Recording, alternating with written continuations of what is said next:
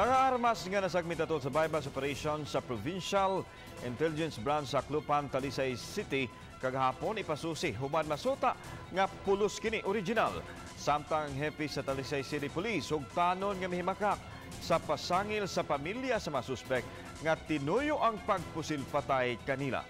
Siloan Merondina sa report. Sa interview sa Balitang Bisdak kagahapon sa mga kabanay ni Rodel Nacario, usa sa napusilan patay sa Talisay City Police sa buybust operation sa Bulacau, gisaysay niini nga didto sa sangi gidakop si Rodel o gidalang sa mga pulis didto sa Hawod compound. Nakitan sa kong igagaw nga nadakpan na sila nya mga pito jud ka buok ma'am. Pito ka motor ba. Mo maingon nila pulis to kay gatap-tap man daw nya. Muno gipaangkat sa sige patunga. Yang gipasulubog jacket katon jacket dito yaha. Gipasulubog to sa pulis suro ingon nila. Nya paguman na gipasuri-suri pa ni sila gipatuyok ba. Nya paguman giadto sila sa Bulacau. Aminado hinuon ang baneng Nacario nga nalabigit sa illegal nga droga si Rodel.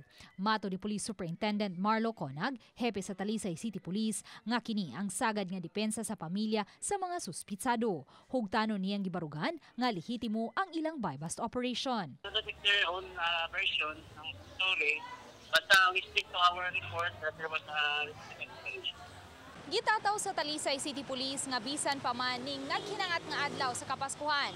Padayon ang subsub nga kampanya nila batok sa illegal nga drogas. Sa pikas bahin, ipasusi sa FESAGS sa taga-Provincial Intelligence Branch ang serial number sa duha ka caliber 45 pistol nga na-recover sulod sa panimay sa magsuong Rodrigo ug Noel Victor sa Haklupan Talisay di nahitabo ang buybust operation kagahapon sa buntag. Sa inisyal nga pagsusi sa mga sakop sa scene of the crime operatives, parehong original ang duha ka caliber 45 pistol nga nasakmit.